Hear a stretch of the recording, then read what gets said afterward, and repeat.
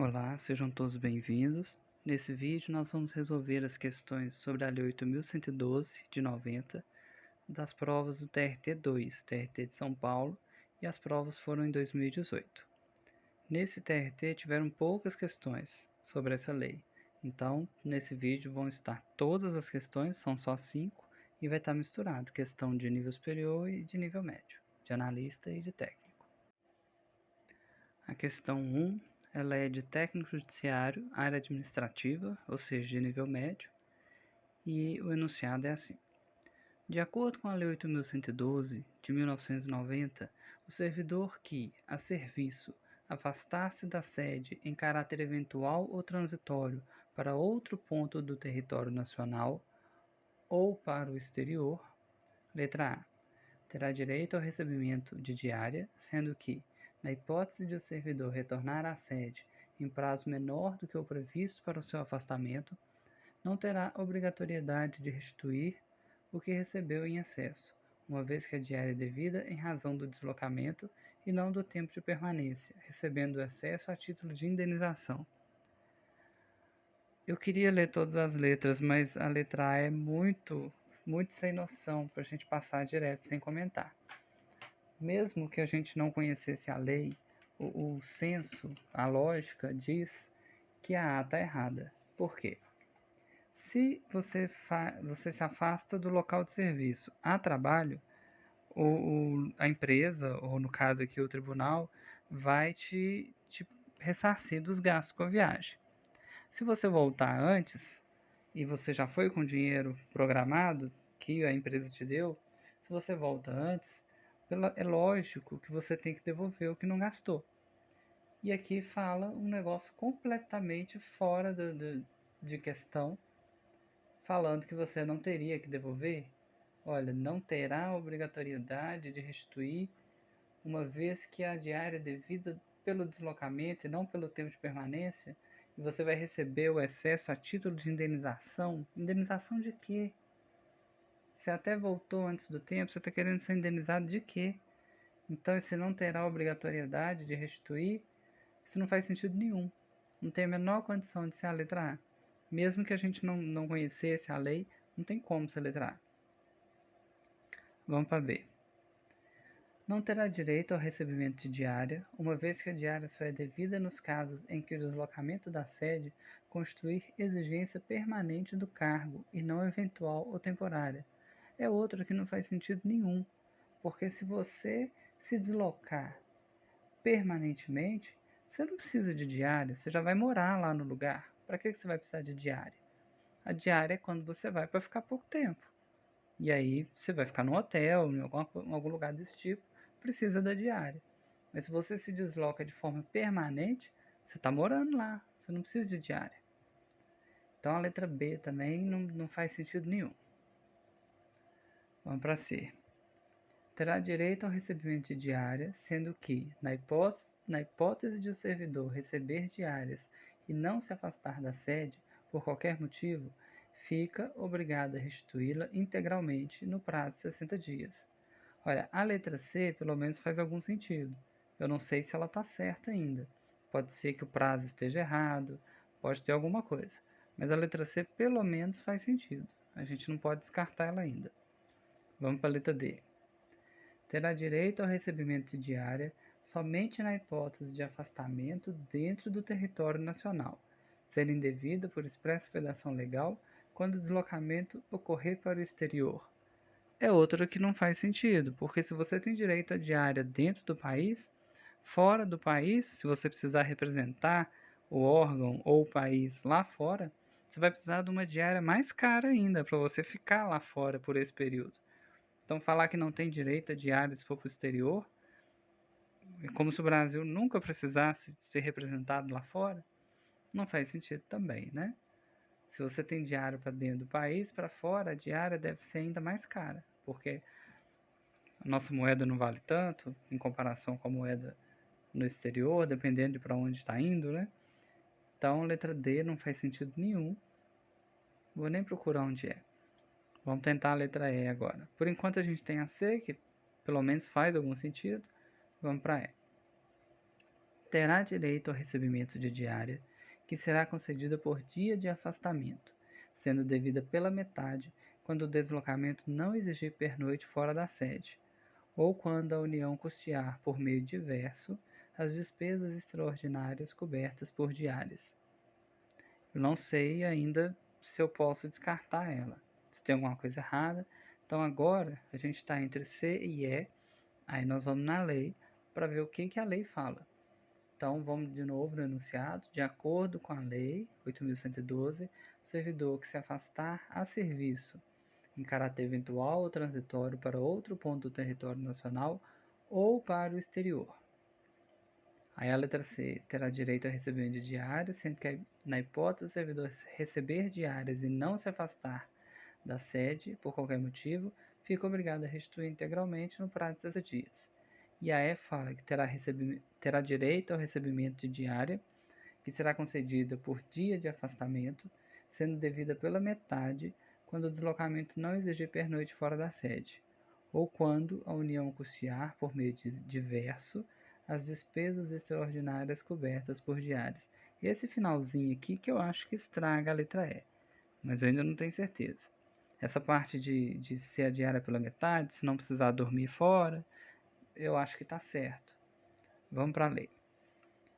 Essa questão, a questão, né, de forma geral, a gente vai conseguir resolver ela com base no artigo 58 e 59 da lei. Então vamos procurar. 58 já é na subseção 2 das diárias.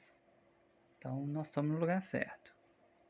58 já foi revogado uma vez, mas ele ficou assim. Artigo 58. O servidor que a serviço afastar-se da sede em caráter eventual ou transitório para outro ponto do território nacional ou para o exterior, então a gente vê que tem previsão aqui para afastamento para o exterior, fará jus a passagens e diárias destinada a indenizar as parcelas de despesas extraordinárias com pousada, alimentação e locomoção urbana, conforme dispuser em regulamento. Aí o parágrafo 1º. A diária será concedida por dia de afastamento, sendo devida pela metade, quando o deslocamento não exigir pernoite fora da sede ou quando a União custear por meio diverso as despesas extraordinárias cobertas por diárias.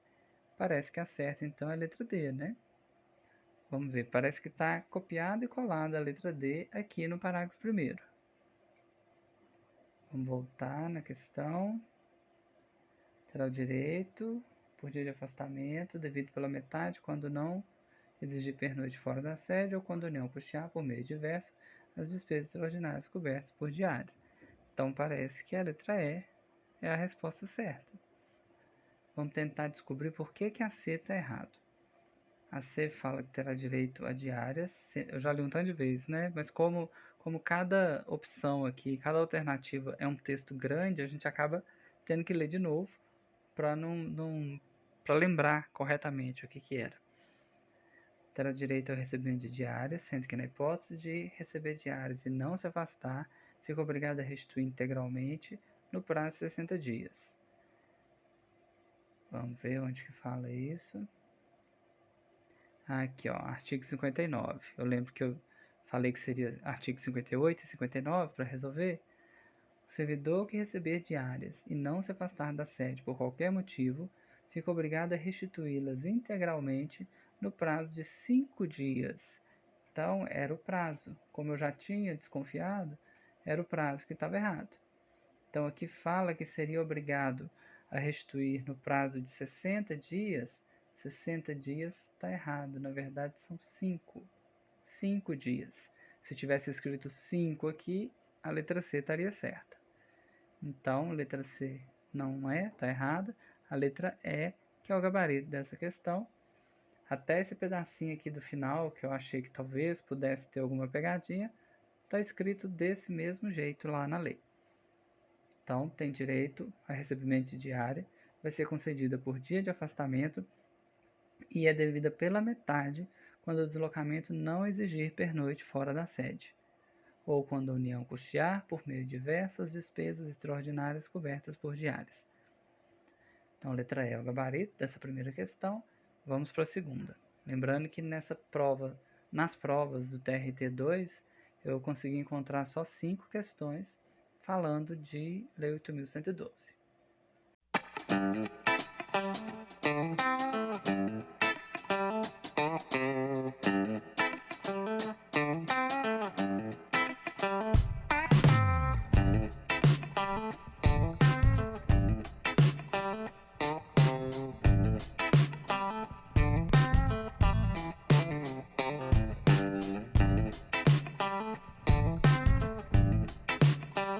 Essa segunda questão, ela também é da prova de técnico judiciário, área administrativa, ou seja, de nível médio, né?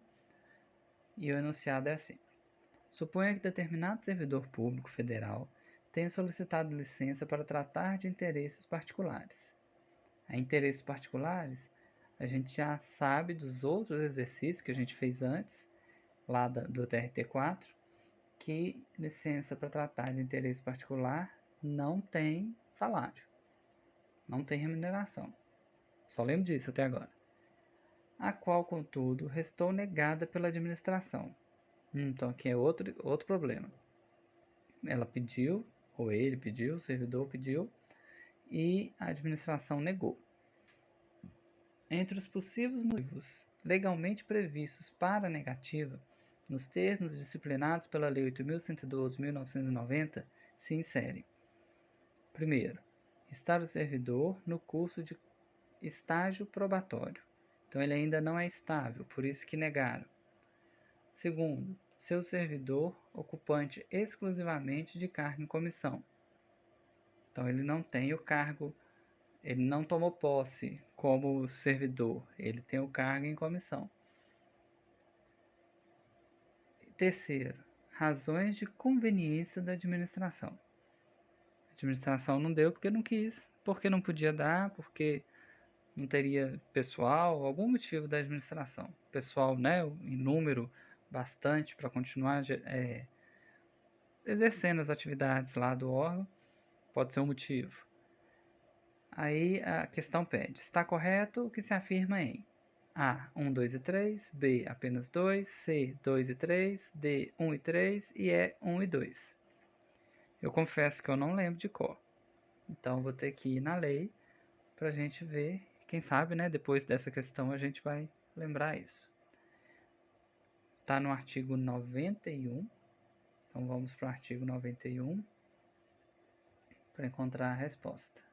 Seção 7, da licença para tratar de interesses particulares. Então a gente está no lugar certo. Artigo 91, que já foi revogado pelo menos 2 vezes.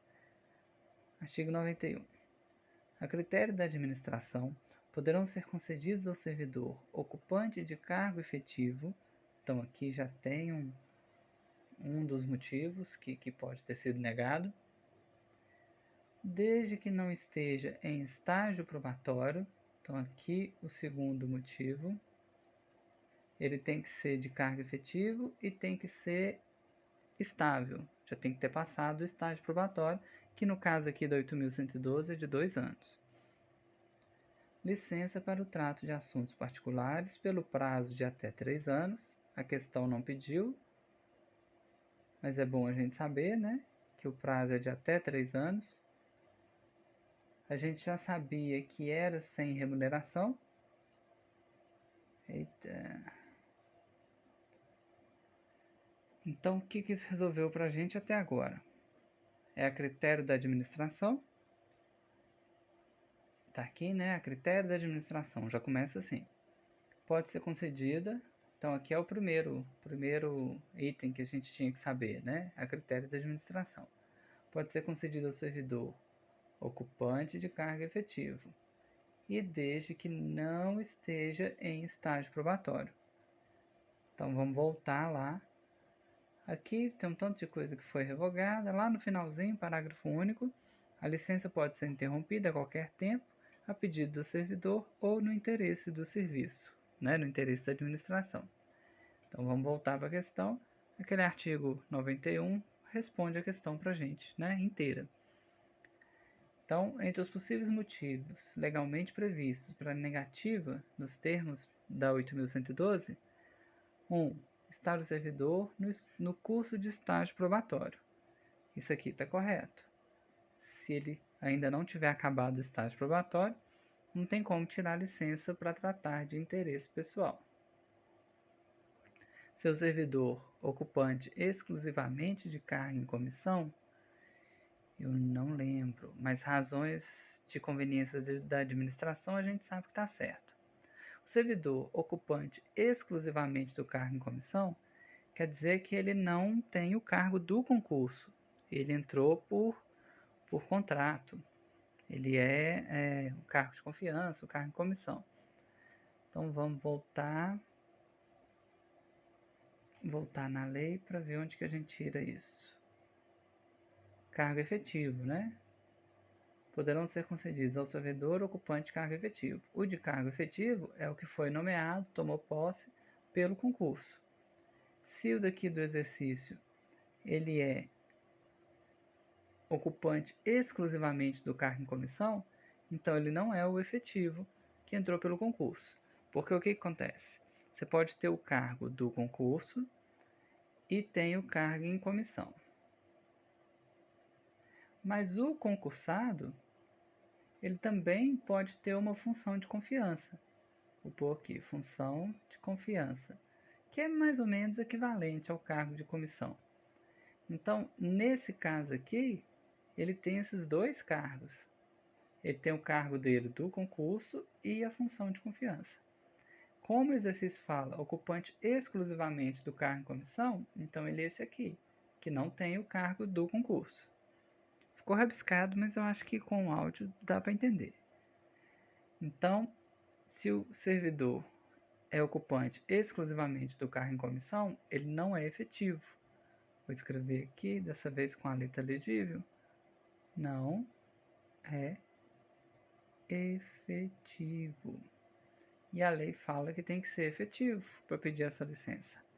Então, essa daqui também está correto. Ele teve o pedido negado porque está no estágio probatório, ou porque ele não é efetivo, servidor efetivo, ou porque a administração tem as razões dela para não conceder, né, a licença. Então, a letra A, 1, 2 e 3, é a nossa resposta. Todos esses aqui são motivos para a administração negar uma licença para tratar de interesses particulares.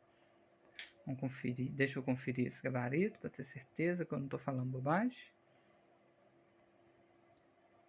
Isso, letra A é o gabarito dessa questão. Vamos para a próxima. Essa terceira questão, ela é de analista judiciário, área administrativa. E começa assim. Lara, servidora pública federal, no interesse do serviço, passou a ter exercício em nova sede, ocorrendo mudança de domicílio em caráter permanente. Nesse caso, dispõe a Lei 8.112 de 1990, que a ajuda de custo. Bom, antes de ler as opções, a gente já sabe das questões que a gente fez nesse mesmo vídeo aqui, que se ela vai mudar de domicílio em caráter permanente, não cabe diária, porque ela vai morar lá nesse novo local. Então, em vez de diária, a gente vai falar de ajuda de custo.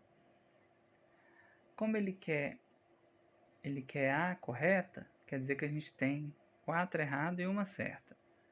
Vamos olhar qual que é o artigo e a gente já vai direto para ele, para a gente tentar ser mais assertivo, né?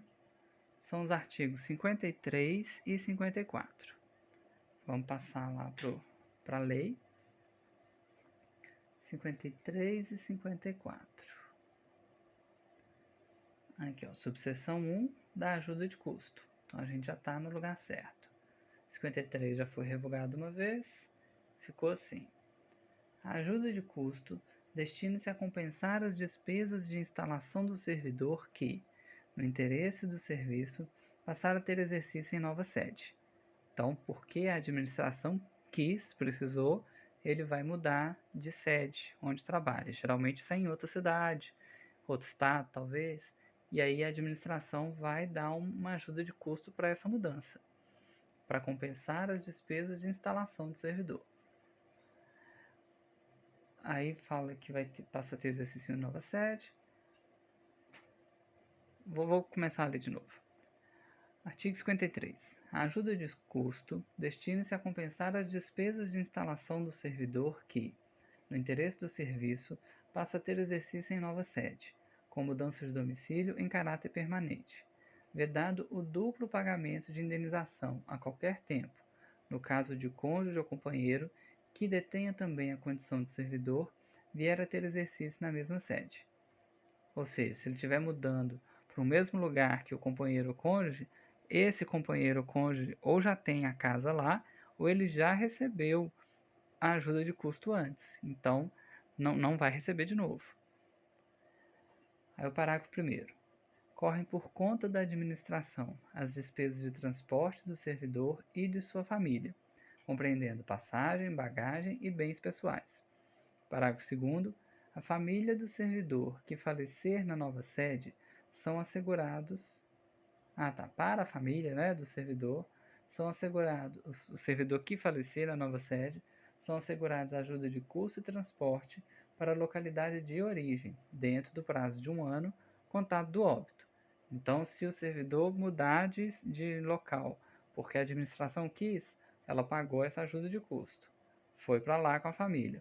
Se o servidor morrer, a administração dá ajuda de custo de novo para a família voltar para a cidade de origem, dentro de 1 ano, contado da data do óbito. Parágrafo 3 revogado, reescrito. Não será concedida a ajuda de custo nas hipóteses de remoção previstas nos incisos 2º e 3º do parágrafo único do artigo 36. Eu já fui lá olhar o que é, e o que esse parágrafo 3º fala é o seguinte: só vai ter ajuda de custo se a mudança for a pedido da administração. Se a mudança for a pedido do servidor, o servidor que quer mudar para a nova sede, aí não tem ajuda de custo. É isso que está falando lá no artigo 36. Vamos ver se tem mais alguma coisa. Tem mais um pouquinho. Vamos ler que pode ajudar. 54 fala que a ajuda de custo é calculada sobre a remuneração do servidor, não pode exceder a 3 meses de salário. Então, se o servidor, vamos supor, ganha 5 mil, o máximo que a ajuda pode chegar é a 15 mil. São 3 meses de salário. No 55, fala que não vai ser concedida ajuda de custo ao servidor que se afastar do cargo ou reassumi-lo em virtude de mandato eletivo. Então, se ele se envolver com a política, com a eleição e tal, ele não vai ter ajuda de custo por causa disso. Se ele tiver que mudar de lugar por causa disso.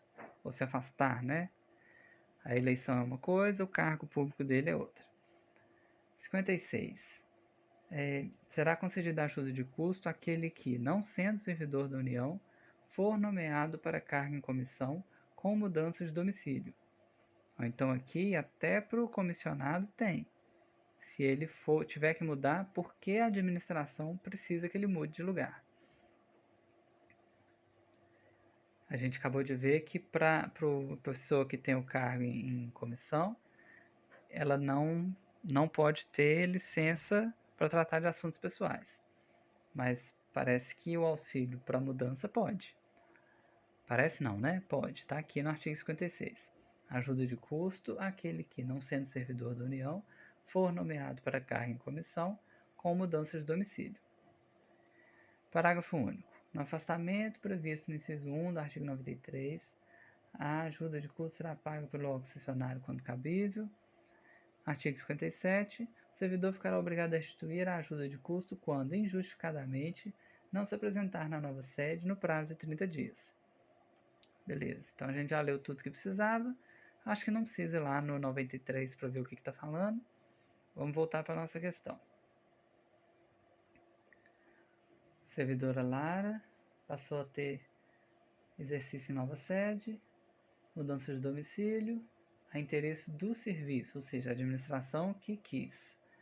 Neste caso, a lei fala que a ajuda de custo, letra A, será calculada sobre a remuneração de Lara, conforme dispuser o regulamento, não podendo exceder importância correspondente a 3 meses.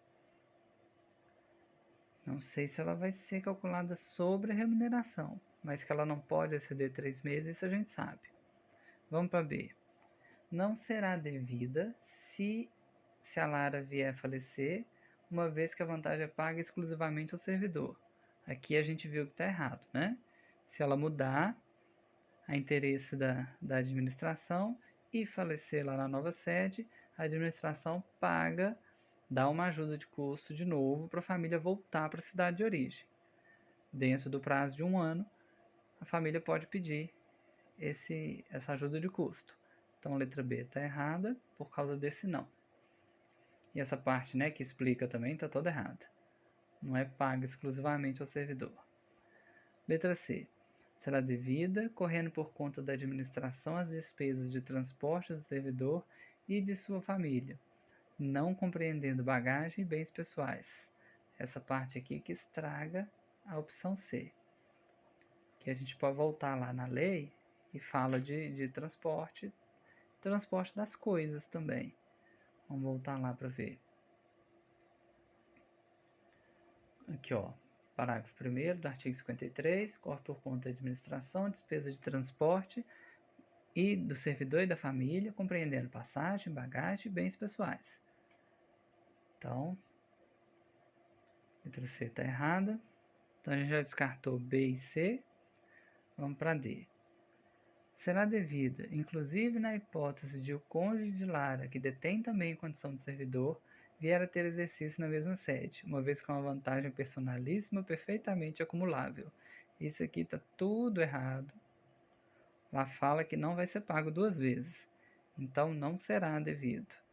Se ela tem o cônjuge, que tem também a condição de servidor, regido pela 8.112, e ele provavelmente também já percebeu essa ajuda de custo quando ele mudou para lá, ou ele tem uma casa lá perto dessa outra sede, não vai ser devido, não vai ter ajuda de custo para Lara. Então, letra C está fora. Letra E. Não é devida, uma vez que o direito ao recebimento da ajuda de custo está condicionado à transferência temporária. Isso aqui é a coisa mais estranha que a gente já viu aqui, né? Ajuda de custo é para mudança permanente. Transferência temporária tem diária. Então, letra E também não pode ser. Então, qualquer dúvida que eu tivesse na letra A já foi embora, né? Já que a gente já descartou B, C, D e E. Então, o que está na A é necessariamente verdade. Será calculado sobre a remuneração de Lara, conforme se dispuser em regulamento, não podendo exceder a importância correspondente a 3 meses. Eu estava com dúvida aqui no comecinho, mas como todas as outras estão erradas, então a correta é a letra A, gabarito da questão é a letra A. Vamos para a próxima. Essa é da prova de analista judiciário, área de contabilidade. E é assim. Severina, Maria e Camila são servidoras públicas do Tribunal Regional do Trabalho da 2ª Região. Severina praticou determinada conduta que acredita configure infração disciplinar. Assim, preocupada especificamente com a penalidade de suspensão, indaga suas colegas de trabalho a respeito das disposições específicas da Lei 8.112. Maria e Camila respondem corretamente que a penalidade de suspensão. Então, mais uma vez, a gente vai ter uma opção correta, né? E o resto tudo errado. Então, vamos na lei de uma vez para a gente já saber qual que é a correta. A resposta dessa questão vai estar no artigo 130 e 131. Vamos lá na lei. Aqui, ó. 130 e 131. Vamos ver o que tem ali em cima. Começa a falar das penalidades. Capítulo 5 das penalidades são penalidades disciplinares. Advertência, suspensão, demissão, cassação da aposentadoria ou disponibilidade, destituição de cargo em comissão, destituição de função comissionada. A gente vai para o 130, que é onde vai estar falando de suspensão. A suspensão será aplicada em caso de reincidência das faltas punidas com advertência e de violação das demais proibições que não tipifiquem infração sujeita à penalidade de demissão, não podendo exceder 90 dias. Então a gente tem uma escadinha, né? A gente tem advertência, depois suspensão, depois demissão, nessa ordem de importância. Então só vai ter suspensão quando reincidir em advertência. A suspensão não pode exceder 90 dias, que é o que está escrito aqui. Será punido com suspensão de até 15 dias o servidor que injustificadamente recusar-se a ser submetido à inspeção médica, determinada pela autoridade competente, cessando os efeitos da penalidade uma vez cumprida a determinação. Então, se ele tiver que passar pela inspeção médica e se recusar, suspensão de 15 dias. Se no meio dos 15 dias ele for no médico para fazer a inspeção, acaba a suspensão. Parágrafo 2º. Quando houver conveniência para o serviço, a penalidade de suspensão poderá ser convertida em multa, na base de 50% por dia de vencimento ou remuneração, ficando o servidor obrigado a permanecer em serviço. Então aqui a suspensão vai ser convertida em multa de 50% do dia que ele estaria suspenso, né? Pelo que eu entendi. E ele vai ter que trabalhar ganhando a metade. E no 131 fala que as penalidades de advertência e de suspensão terão seus registros cancelados após o decurso de 3 e 5 anos de efetivo exercício, respectivamente, se o servidor não houver nesse período praticado nova infração disciplinar. Então, como é respectivamente, suspensão vem depois, então a gente pega o que vem depois, são 5 anos. Então, a penalidade de suspensão vai ter o registro cancelado depois de 5 anos de exercício, se o servidor não praticar nova infração disciplinar. Eu acho que aqui já dá para a gente voltar para a questão e acertar, né? Depois de ler a parte da lei referente. Então, ela está preocupada com suspensão. Letra A fala, vai ser aplicada pelo prazo de 15 dias, na hipótese do servidor injustificadamente recusar a ser submetido à inspeção médica, determinado por autoridade competente. Tá certo, né? Só falta falar que se ele for lá no médico, a suspensão acaba. Vamos na letra B. Poderá ser convertido em multa na base de 30%. Aqui está errado, né? A gente acabou de ver que não é 30%, é 50%. 50%. Letra C. Poderá ser convertido em multa na base de 60%. Mesmo erro, né? 50%. Não estou nem lendo o resto. Letra D. Poderá ser convertido em multa na base de 60%. Já está errado, porque é 50%. Ó, só aqui nessa questão a gente repetiu que é 50% 3 vezes. Tem que gravar, né? Depois disso. E letra E. Será aplicado em caso de reincidência das faltas punidas com advertência e de violação das demais proibições que não tipifiquem infração sujeita à penalidade de demissão, não podendo exceder 60 dias. Não entendi nada. Vamos ler de novo. Letra E. Vai ser aplicada a suspensão. Em caso de reincidência das faltas punidas com advertência, beleza, reincidir a advertência tem suspensão. E de violação das demais proibições que não tipifiquem infração sujeita à penalidade de demissão, não podendo exceder 60 dias. Esse prazo aqui talvez que deve estar errado. Vamos voltar lá na lei para ter certeza. Será punido? Não. Está mais lá para cima. Aqui, ó. 130.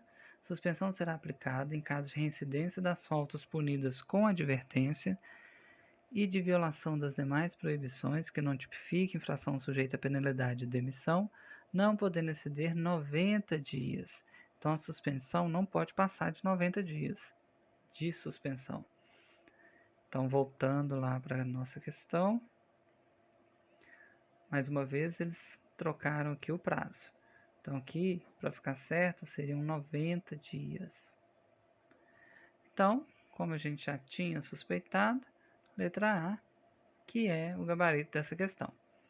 Vai ser aplicado multa de 15 dias na hipótese do servidor injustificadamente se recusar a ser submetido à inspeção médica determinada pela autoridade competente. Só faltou falar que, na hora que ele for no médico, a suspensão é suspensa. Fica meio repetitivo, né? A suspensão acaba se ele for no médico dentro desse prazo de 15 dias. Não vai precisar completar os 15 dias de suspensão. Então, essa questão já está pronta, né? Letra A, gabarito. Vamos agora para a última questão desse vídeo. E lembrando que todas as questões que eu encontrei do TRT segunda região sobre Lei 8.112 estão nesse vídeo. Pegando todas as provas, só encontrei 5 questões. Então, a última questão ela é de técnico judiciário, tecnologia da informação. Ele é de nível médio com curso de TI, né? De acordo com a Lei 8.112, como medida cautelar e a fim de que o servidor não venha a influir na apuração da irregularidade, a autoridade instauradora de processo disciplinar poderá determinar o seu afastamento do exercício do cargo pelo prazo de até 60 dias, sem prejuízo da remuneração, ocorrendo o término desses 60 dias. Aí não tem uma pergunta, né? Você tem que completar a frase com as opções. Então, sem prejuízo da remuneração, ocorrendo o término desses 60 dias. Letra A. Deverá o servidor retornar ao serviço imediatamente, ainda que não concluído o processo. Letra B. O afastamento poderá ser prorrogado por igual prazo, findo o qual cessarão seus efeitos, ainda que não concluído o processo. Letra C. O afastamento poderá ser prorrogado por igual prazo, findo o qual cessarão seus efeitos, exceto se o processo não tiver sido concluído, hipótese em que poderá ser prorrogado pelo prazo máximo de 180 dias. Letra D. Deverá o servidor retornar ao serviço imediatamente, exceto se o processo não tiver sido concluído, hipótese em que o afastamento poderá ser prorrogado pelo prazo máximo de 30 dias. Letra E. O afastamento poderá ser prorrogado por mais 180 dias, fim do qual cessarão seus efeitos, ainda que não concluído o processo. Devia ter ido na lei primeiro, né? Porque a gente já lia as opções sabendo que estava errado ou certo. Então, deixa eu conferir aqui, ó. Essa quinta questão, a gente vai conseguir resolver ela com base no artigo 147. Então, vamos para o 147. Aqui, ó. Do afastamento preventivo. Capítulo 2 do afastamento preventivo. Olha, é um artigo pequenininho, 3 linhas praticamente, e acaba. Artigo 147.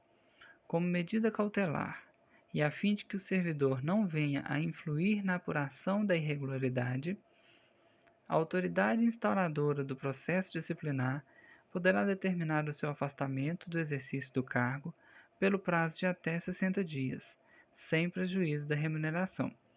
Parágrafo único. O afastamento poderá ser prorrogado por igual prazo, fim do qual cessarão seus efeitos, o efeito do afastamento, né? Não do processo da apuração de irregularidade. Cessarão seus efeitos, ainda que não concluído o processo. Então, são 60 dias de afastamento, não vai ter prejuízo da remuneração e, caso precise, pode prorrogar por igual prazo. Então, 60 mais 60. Depois desses 120 dias, o servidor volta a trabalhar, mesmo que a apuração não tenha acabado ainda. A gente está falando aqui de processo disciplinar. Deixa eu ver o que vem antes aqui. Processo administrativo disciplinar. Se tiver um processo disciplinar, eu imagino que aqui a gente tenha a presunção da inocência, né? Como ainda não teve o processo para poder definir se realmente houve uma falta ou não, presume-se a inocência. Por isso que não... Isso eu estou filosofando, né? Não estou baseando em lei nenhuma. Presume-se a inocência, por isso que o vencimento continua sendo percebido, ou seja, ele continua recebendo salário. Então vamos voltar lá para a questão. A gente viu que são 60 dias mais 60 dias, sem prejuízo da remuneração. A gente já tinha isso aqui no enunciado. E aí fala, ocorrendo o término desses 60 dias. Letra A. Deve o servidor retornar imediatamente, ainda que não concluído o processo, está errado. Porque ele só vai retornar quando concluir o processo ou se passar 60 mais 60. Então, letra A está errada. O afastamento poderá ser prorrogado por igual prazo. Até aqui está certo. Fim do qual cessarão seus efeitos, ainda que não concluído o processo. Letra B é a alternativa correta. Pode ser prorrogado por igual prazo, fim do qual cessa os efeitos do afastamento, né? Ainda que não concluído o processo. É o que está lá na lei. Vamos continuar só para ver como que eles estragaram as alternativas. A gente já sabe que não é C, nem D, nem E, porque é letra B. Na C fala que poderá ser prorrogado por igual prazo, até aqui está certo. Fim do qual cessarão os efeitos, beleza? Exceto se o processo não tiver sido concluído. Aí aqui já começa a esculhambar, né, com a alternativa. Hipótese que poderá ser prorrogado pelo prazo máximo de 180. Não, não é 180. É só mais 60. Então seria um prazo máximo, ser prorrogado pelo prazo máximo. Não sei se o português ia ficar correto, né? Mas o prazo máximo é de 120 dias. Então não vou nem completar aqui para não errar no português. Então a C a gente sabe que está errado. Deverá retornar ao serviço imediatamente, exceto se o processo não tiver sido concluído. Hipótese em que o afastamento poderá ser prorrogado pelo prazo máximo de 30 dias. Não, ele vai ser prorrogado por mais 60. E letra E, então não é a D, né? Letra E, o afastamento pode ser prorrogado por mais 180. Não, por mais 60. Então essa questão resolveria quase toda se a gente só soubesse que é 60 mais 60. E aí ficaria só a letra A, que dependeria de mais algum outro conhecimento. Então, aqui a gente acaba esse vídeo. Aqui foram feitas todas as questões da Lei 8.112 que teve no concurso do TRT2 de São Paulo, em 2018. São questões nível médio e nível superior. No próximo vídeo a gente deve continuar ainda com mais um pouquinho de 8.112. Se você está gostando dessa fase do canal, que a gente está se voltando para o concurso de TRT, resolvendo questões de TRT, peço que você curta o vídeo, se inscreva no canal e indique para amigos. Até o próximo vídeo.